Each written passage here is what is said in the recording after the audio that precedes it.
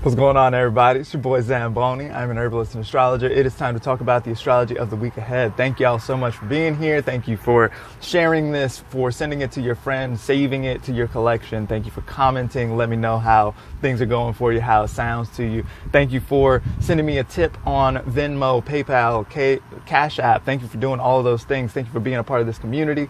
Let's talk about the astrology of the week ahead. So this week we have a couple of important ingresses which are going to happen. An ingress is when a planet moves from one sign into the next sign. And so we're going to have a couple of those which are pretty important this week. First one is going to be Venus into Virgo. So we've had Venus in Leo for a little while. That Venus conjoined Mars there in Leo, and that was kind of the talk of the town for a little while. And so now we're going to be moving from Venus in Leo into Venus in Virgo. So on the one hand, this is helpful in some ways. This gets Venus out of an opposition with Saturn, and it gets Venus out of the same sign as Mars. And so that can be super helpful as far as the Venus stuff is concerned. The Venus stuff has seen a lot. By Venus stuff, I mean arts, beauty, relationship dynamics. Venus wants to bring things together, accord, these kinds of things, right? So the Venus stuff has seen a lot of the Mars and Saturn bullshit. Mars and Saturn have been fighting, have been beefing for a little while now. And so this is,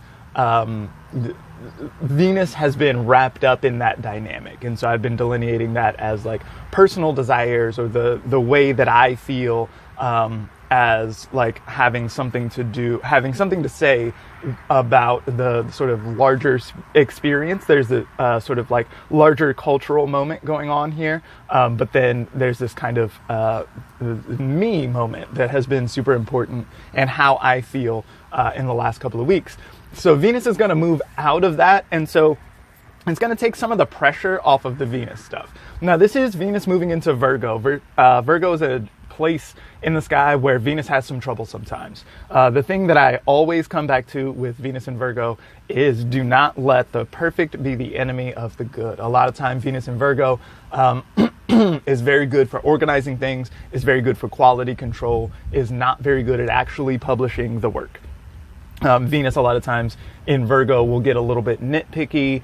I forget who it was who said this, who made me really think about it. Was it Diana Rose, who said that Venus is very much about desire and what you want. And so Venus in a position that is difficult can show you a position, or can show you desires that you don't want. You can sort of learn about what you want in your life by getting things that you don't want, and sort of like being like, the relief against that can sort of show us what we're really going to aim toward in our lives.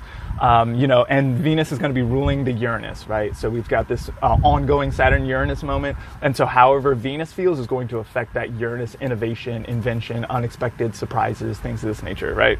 All the stuff that wants to liberate against the Saturn and Aquarius systems dynamic, all that stuff is going to be informed by this shift into Venus and Virgo. So this is going to be really good for the organization. This is going to be really good for nitpicking, for making sure that corners are not cut, that everything is sort of on the up and up.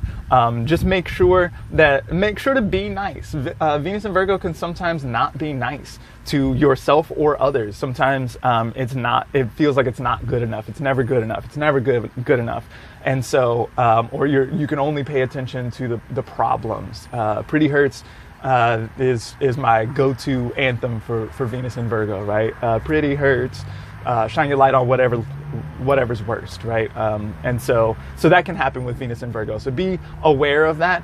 Do get your quality control together. Do get your ducks in a row if you need to get your ducks in a row. And one of the things that I've been thinking about is, so this Saturn Mars dynamic, we've got Saturn in Aquarius still. We've got Mars in Leo opposing that. And that's kind of, and squaring Uranus and Taurus, right? And that's kind of the major drama of the year. We've got Saturn in Aquarius, Uranus and Taurus. Every time Mars comes through, Mars is going to light that up, right? And that's part of what's going on here during this particular moment. And then we have another moment like this coming up when Mars moves into Scorpio later on in the year. And so this can be one of our moments where we sort of realize what's going on. Wherever the drama is located right now, this is likely to come up again once we get to Mars in Scorpio later on in the year. So speaking of getting ducks in a row, right? Now's a really good time to figure out where your ducks are unaligned and get those motherfuckers back in line. So this is a great time to do that. Venus in Virgo this week. I'm running out of time here. Got to move on to some other stuff. So the sun is going to move into Leo this week. Sun has been in Cancer for the past month. Sun moves into Leo. What's up, all my Leo people? Hi, happy birthday to you. The sun in Leo, this is the sun moving into domicile. This is the sun moving into a comfortable placement. The sun does really well in Leo. The sun is very much about sort of shining your light out into the world. The sun in Leo is very well known for being sort of boisterously concerned with, how great I am, right? That sort of thing. Now, the problem that the sun is going to run into is that Leo is opposite to Aquarius and it's square to Taurus, right? So the sun doesn't get to be super comfortable at home. The sun has to move into home and then be like, shit, I have to do all this stuff now. I have to like fix all these problems or whatever it is. The same drama that we've been talking about. Now the sun is going to have to deal with that. And that takes me to the full moon, which is going to happen at the end of the week. So this is going to be a full moon in Aquarius. It's actually our first of 2 full moons in Aquarius because this is going to happen at the very beginning of the sign, very close to where Saturn and Jupiter conjoined earlier in the, really it was late last year. It was like the December 21st last year or something like this. So Saturn and Jupiter conjoined at 0 degrees of Aquarius. The new moon, or the full moon is going to happen also at 0 degrees of Aquarius. So we might see some things hearkening back to that.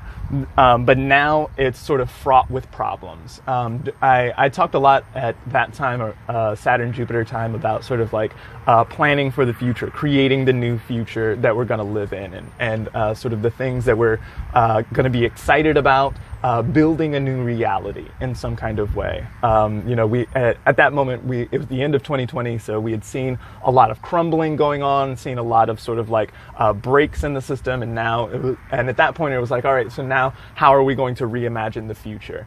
Now, at this point, half a year later, where it's a lot more like, okay, we've reimagined some things and there are some problems. We're running into some difficulties of some sort. Maybe we didn't think everything through and there are some kinks in the plan. Maybe the plan is fine, but the plan is not approved by authorities.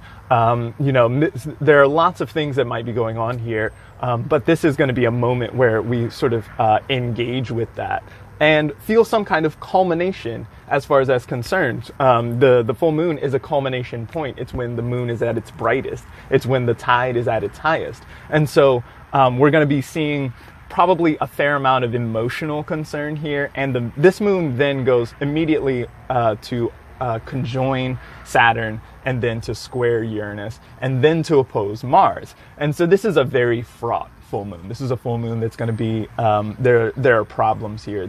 We see some of the tensions that we need to get resolved. This doesn't look like the resolution moment. After the moon opposes Mars, then we are going to get moon conjunct Jupiter, and that's cute. And then immediately after that, then the moon is going to move into Pisces and oppose Venus. And so there's a little bit of benefic action here. But really, by and large, we're looking at the full moon just like set up with malefics. And so we're going to be shining a bright light, right? The full moon is super bright and shining a bright light on some problems, on some drama, conflict, difficulty, with whatever on the main drama also. Whatever the main thing has been that's been going on for, I guess, about a week or a month at this point. We're looking at, back when Mars and Venus moved into Leo a while ago at this point. I guess it was about a month ago. And all of the sort of difficult things that have come through during that time, this is going to sort of culminate those kinds of things. And we're going to see some things getting pushed forward, maybe not on the resolution side of things. I actually think that the resolution is going to be much more geared. We're going to see much more of the resolution stuff on that second full moon in Aquarius, because that's going to be closely conjunct Jupiter and that sort of stuff. So right now, it's looking a little bit rough. It's looking a little bit like, how am I going to have to fight for my stuff, or whatever it is that's going on. So lace up your boots, because we got a big one going on this week. Get your ducks in a row, and let's keep it moving. We've got a future to invent, and some future generations to care for. So let's do the damn thing. Thank y'all so much for being here. Thank you for sending me a tip via Venmo, PayPal, Cash App. That's super, super helpful to me. Thank you so much for doing that. Thank you to everyone who did that last week. Thank you to everyone who does that this week. Y'all are the bomb. This is an amazing community. I really appreciate you all. Thank you so much for being here, and I look forward to seeing y'all next week. Bye.